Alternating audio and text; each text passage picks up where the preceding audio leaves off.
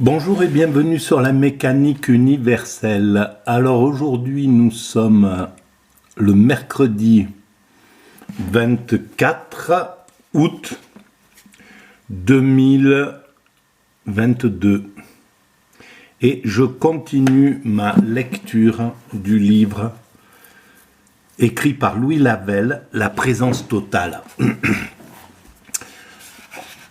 Donc cette lecture, c'est une lecture où je greffe des commentaires un peu sortis du contexte, hein, c'est-à-dire que c'est un prétexte, cette lecture c'est surtout un prétexte à faire, à dérouler un peu la théorie que je développe sur la mécanique universelle, sur le site mécaniqueuniverselle.net, et selon laquelle l'humanité est destinée à atteindre sa perfection, son ultime perfection, la paix universelle, la perfection écologique, la perfection sociale, la perfection, un fonctionnement universel parfait, voilà. Et l'extase facile pour chaque être humain. Et vous verrez que c'est important cette dernière valeur par rapport à la lecture justement de la présence totale. Qu'est-ce que c'est qu'être présent, que la présence totale à la vie, la présence totale au monde, en somme. Voilà. Donc, je lis, je découvre en même temps. Hein, ma façon de pratiquer, c'est je lis, je découvre et je commente, je digresse, on va dire, sur cette lecture. Alors là, je suis arrivé à la deuxième partie. L'identité de l'être et de la pensée. Alors l'être, pour moi, comme je le conçois, comme je l'entends dans ce que voudrait dire Louis Lavelle, mais c'est une lecture intuitive, hein, il faut bien tenir ça à l'esprit. Je suis pas j'ai pas les qualités des universitaires, des professeurs de philosophie, voilà, ou des gens qui ont une connaissance approfondie du sujet. Et donc c'est vraiment une lecture intuitive. C'est un peu naïf parfois, mais bon voilà, c'est ma façon d'interpréter ce que pense Louis Lavelle sans connaître réellement, correctement sa philosophie. Et je me permets à chaque vidéo de reprendre à chaque fois, de repréciser à chaque fois que c'est en lien avec la mécanique universelle et quelles sont les bases de la théorie que je développe sur la mécanique universelle. Parce qu'en fait, j'ai remarqué que les gens arrivent sur le site ou même sur le site, sur l'espace vidéo de YouTube, par hasard. Et donc, voilà, tout le monde n'est pas censé faire le lien avec cette chose. Donc ça fait un peu rébarbatif, mais c'est pourquoi je reprécise à chaque fois. Donc deuxième partie, l'identité de l'être et de la pensée. Alors l'être, donc, pour moi, c'est le monde, c'est la création. La pensée, c'est la pensée humaine. L'être absolu, c'est le principe créateur qui englobe tout, qui englobe et la partie créée, le monde créé, l'univers, et la partie qui était avant l'univers et qui a engendré cet univers, en somme. Voilà. Donc le divin, voilà, dit clairement, c'est Dieu. Ce qui était avant le Big Bang. Ce qui a, pour moi, engendré ou eu l'intention d'engendrer ce monde. Et le monde qui est intérieur au divin. Il n'y a pas d'extériorité. C'est pas le divin qui crée quelque chose, une excroissance qui serait indépendante de lui. Le divin est total, il englobe tout, et comme l'univers englobe tout, et nous sommes à l'intérieur de cet univers, et donc à l'intérieur du divin, en somme. Hein, voilà. Alors, l'identité de l'être et de la pensée. Premier chapitre, la pensée ne se distingue de l'être que par son inachèvement. Donc, l'être est achevé, ce qui veut dire que l'être, ce n'est pas le monde dans sa dimension changeante, c'est-à-dire l'univers qui est en expansion. Hein, voilà, donc l'univers là, à l'instant où je parle, il a une dimension, il est inachevé dans cette dimension-là, et dans une heure, il sera plus grand que ce qu'il était, et voilà. Et donc, ça serait ça, son inachèvement. Le monde achevé, c'est la totalité de ce monde, c'est l'essence de ce monde, au fond. L'être, à ce moment-là, c'est l'essence du monde. Bien que l'être enveloppe et dépasse en droit toute pensée actuelle, l'être, donc le monde, dépasse en droit notre pensée, puisque notre pensée est à l'intérieur de cet être, forcément il dépasse la pensée, même ce qu'on crée, qu'on pense créer tout à fait nouveau, une nouveauté, il n'empêche qu'elle est à l'intérieur de l'univers, elle est à l'intérieur du monde, et le monde c'est l'être. Toute pensée, donc, et dépasse en droit toute pensée actuelle, n'est-on pas astreint, en fait, à l'enfermer dans les limites de celle-ci?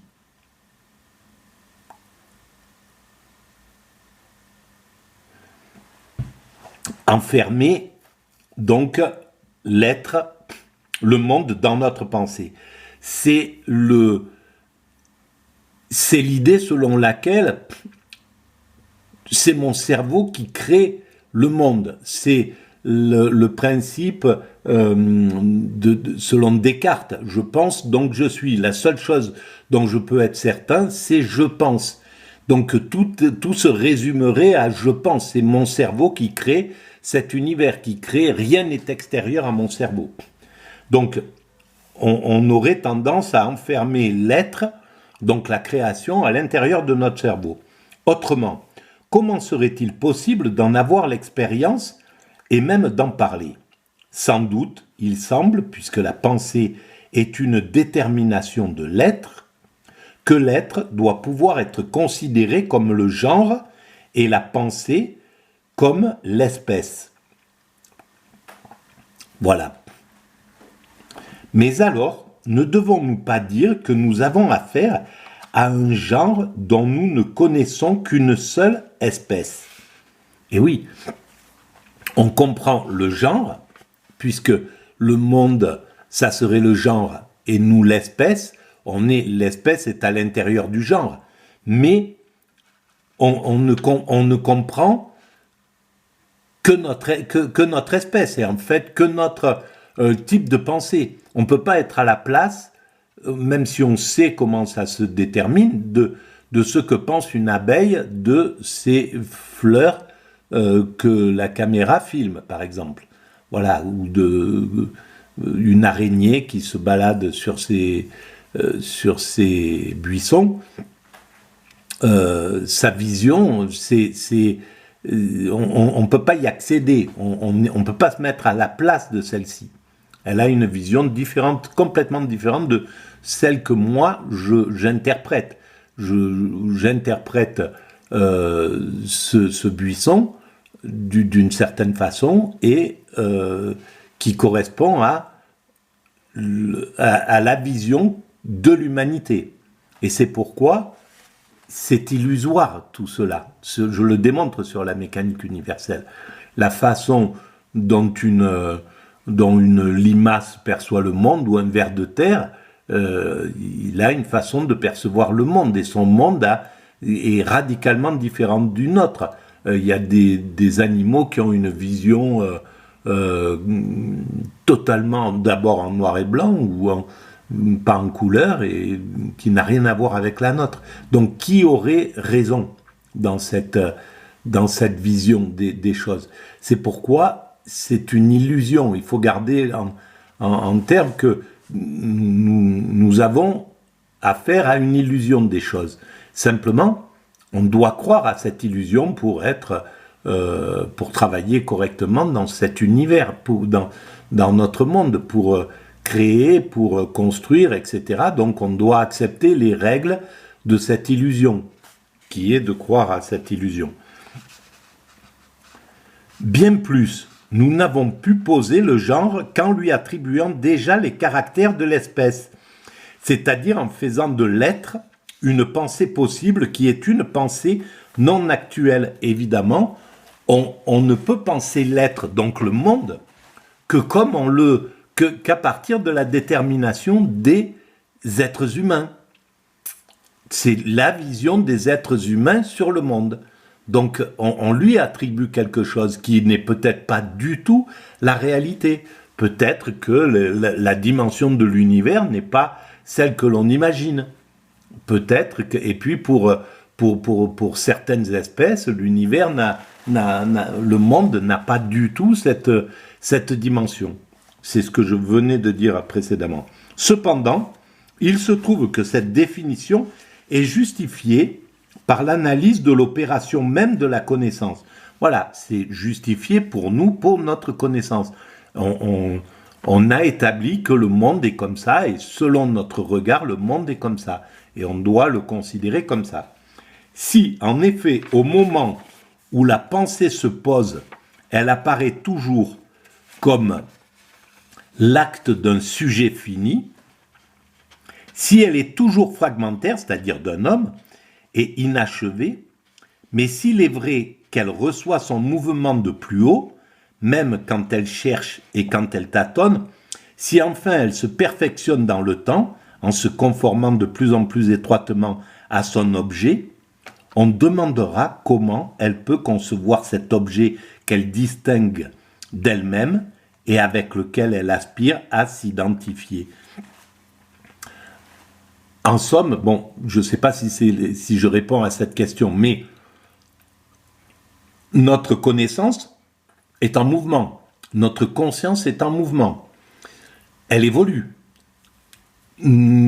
Par exemple, sur les événements, on va avoir, quand on aura 10 ans, on aura une vision de tel événement qui correspondra à cet âge, qui ne sera pas du tout la même quand on aura atteint l'adolescence, qui ne sera plus du tout la même quand on aura atteint l'âge adulte, qui ne sera pas du tout la même quand notre conscience aura atteint la vieillesse. Des choses qui paraissaient importantes deviendront totalement anodines. Donc, c'est en évolution. Notre conscience.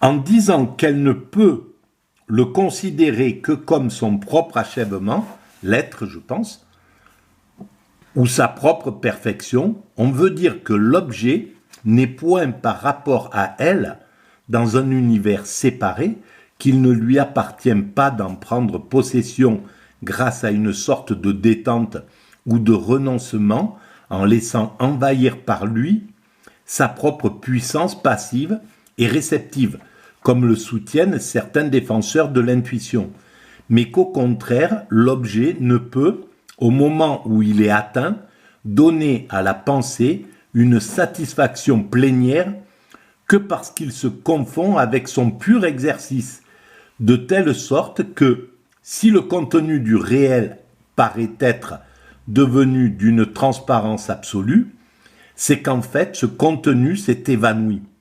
Alors seulement, il n'oppose plus à l'esprit aucune résistance, même pas cette résistance purement logique que crée la dualité. Alors en somme, il faut que l'objet perde sa notion dans notre esprit, hein, il ne change pas, mais qu'il perde sa notion d'objet, ces différentes vocations, ces différentes formes, ces différentes façons de se proposer à notre esprit, pour qu'il donne son essence profonde. Et lorsqu'il donne son essence profonde, et c'est que dans la position de l'extase, en état d'extase, de nirvana, d'éveil, je ne sais pas comment, voilà, chacun peut y mettre le mot qu'il veut, de béatitude, etc. Dans cet état total de béatitude, hein, pas une béatitude telle qu'on l'entend, ou l'extase quand on est devant un véhicule, ou je ne sais pas quoi. Voilà, c'est pas l'extase sous cette forme-là, c'est l'extase dans sa position la plus haute, la plus... voilà, il y a rien au-dessus de l'extase à ce niveau-là. Et dans cet état-là, les objets donnent d'eux-mêmes, ou tout au moins notre esprit va chercher, va trouver, va percevoir dans les objets, et c'est même pas une perception, va recevoir de l'objet son essence totale. Ça, ce qu'il dégage de plus essentiel, en somme. Et d'ailleurs, c'est là où on peut voir que l'objet dégage quelque chose, les choses qui sont extérieures à nous. Si on est devant un tableau, on peut ressentir des choses importantes, mais sans qu'ils nous mettent clairement en état d'extase.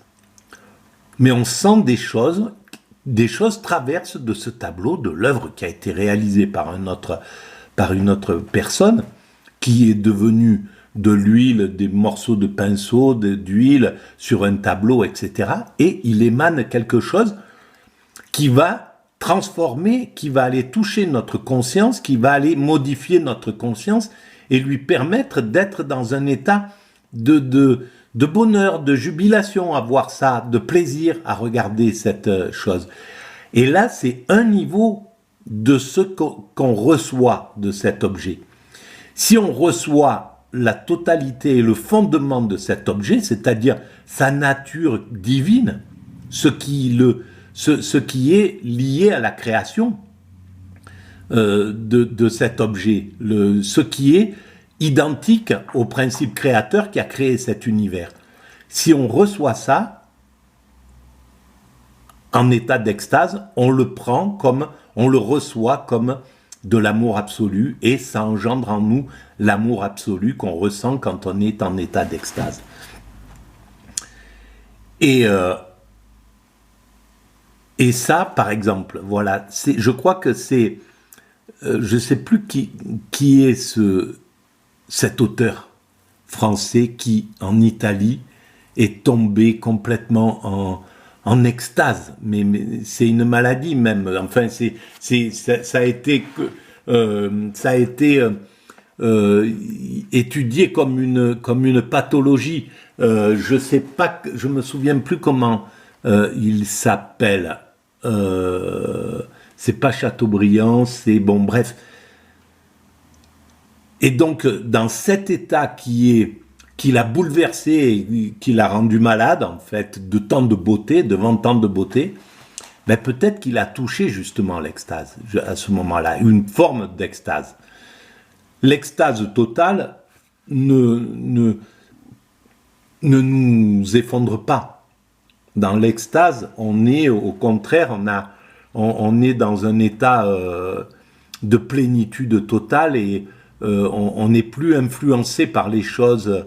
Elles nous bouleversent pas, les choses, mais par contre elles nous renvoient elles nous envoient leur amour, ce qui constitue leur essence, les quarks, je sais pas ce que c'est, chaque atome qui fait que ce buisson est constitué de quelque chose qui était déjà à l'origine de l'univers, et qui est le divin. Donc, elle est constituée du divin. Et ça, si c'est ça qui transparaît, c'est ça que l'extatique reçoit des objets, de tous les objets.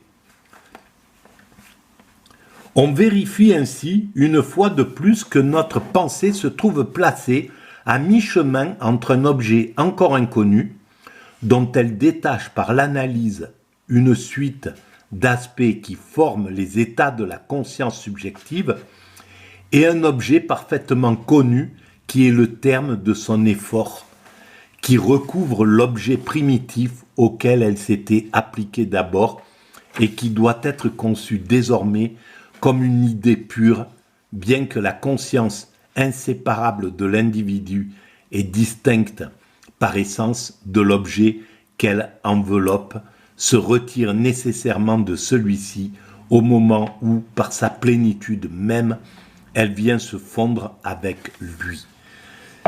Je pense que c'est ce que veut dire Louis Lavelle. C'est exactement ça. On est en lien dans l'état d'extase avec la plénitude. Il nous met en plénitude parce qu'on est en lien avec l'essence de l'objet. On est en lien avec quelque chose d'extrêmement profond. De tout objet est là-dedans. Ça peut être n'importe quoi. Voilà, la tôle d'une voiture, un moustique, un bout de ferraille.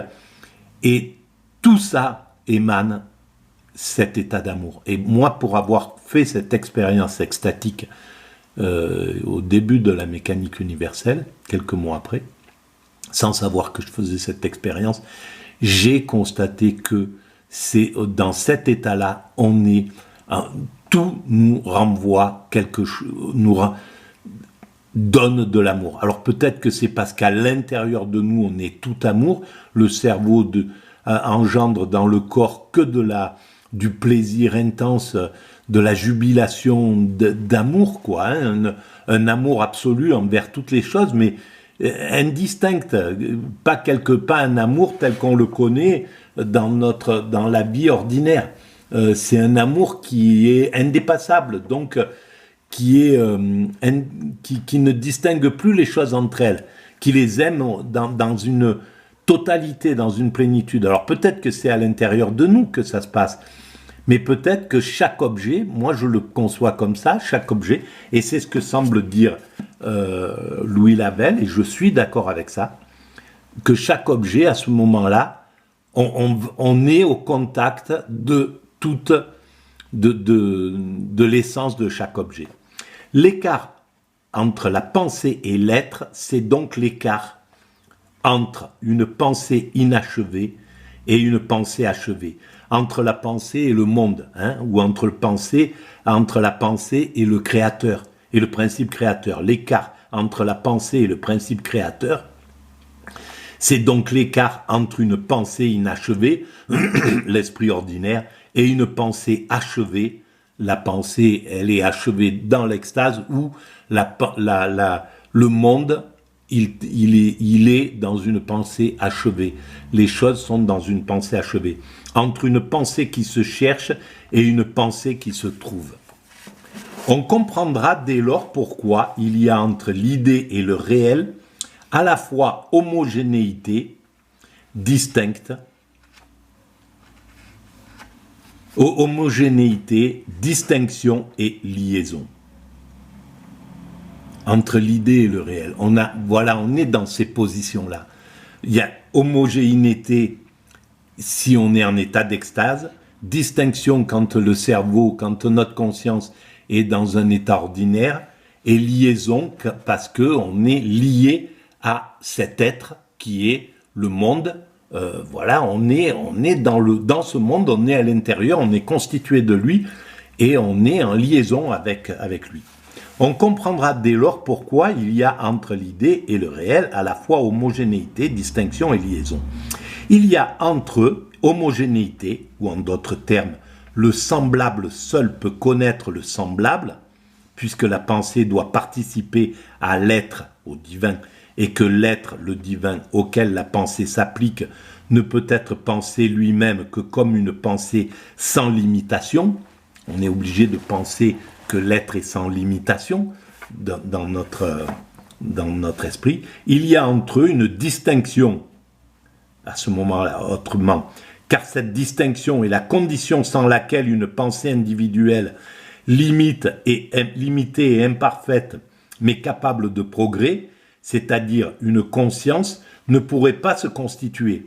Évidemment, on a besoin si on était en état d'extase, c'est-à-dire d'être dans le semblable, dans l'homogénéité tout le temps, on ne pourrait pas créer le monde. Pour créer le monde, pour construire, pour être actif dans ce monde, j'ai besoin de toutes mes pulsions, j'ai besoin de tout ce qui me distingue des autres, d'autrui, du monde, de tout, voilà. Donc, c'est important pour que je puisse créer et apporter ma pierre à l'édifice de l'évolution de l'humanité. Mais, ça c'est l'état ordinaire. Et après, enfin, la liaison de ces deux termes est à la fois selon laquelle, au sein d'une pensée totale, au sein de Dieu, quoi, s'insère une pensée particulière qui tient de la première à la fois son origine et son essence. De la pensée totale, c'est-à-dire de l'extase, au sein d'une pensée totale, d'une pensée extatique, s'insère la pensée particulière. Notre pensée, l'extase, elle est en nous, en somme, originellement, elle est là, cette extase, et par-dessus, on a construit des pensées particulières, tout un tas, toute notre éducation, tout ce qu'on nous apprend, tout ce qui fait qu'on va se distinguer, etc., qu'on va se constituer une personnalité, mais elle vient sur cette pensée totale qui est à l'origine. En fait, au fond, aller vers l'extase, c'est retrouver une pensée originelle, c'est retrouver la conscience originelle, c'est retrouver le cerveau originel. Alors je ne sais pas où est-ce qu'on le trouve, ce cerveau-là. Peut-être que c'est ce qu'il se passe dans le ventre de sa mère.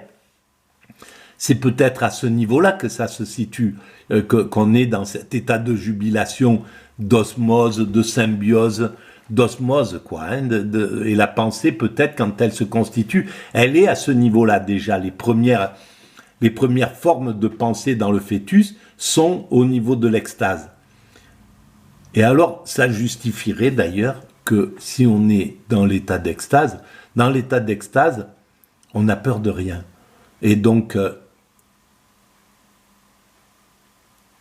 bon, bref, je ne vais pas partir dans ces idées-là. Voilà, au sein d'une pensée totale, et s'insère une pensée particulière qui tient de la première à la fois son origine et son essence, mais qui se meut dans le temps, qui évolue donc notre pensée dans le temps, et qui, pour rendre sienne l'activité primitive à laquelle elle participe, et qui, pour rendre sienne l'activité primitive, et pour revenir à l'activité primitive, c'est-à-dire à l'extase à laquelle elle participe, doit rompre l'unité de celle-ci en opposant l'être à la pensée et chercher, se distinguer des choses, et chercher ensuite à les unir empiriquement dans un admirable circuit, toujours recommencé et toujours incapable d'être fermé, qui constitue la vie émouvante de tous les esprits finis, les esprits ordinaires, la vie émouvante de tout esprit ordinaire, parce que c'est émouvant d'être en vie, on s'en rend même pas compte, on sous-estime cet état d'être en vie, parce qu'on est prisonnier de ce système, on est prisonnier de cette vie comme ça. Alors, voilà, j'ai fini juste au bon moment ma philosophie. J'ai fini. Merci, à très bientôt.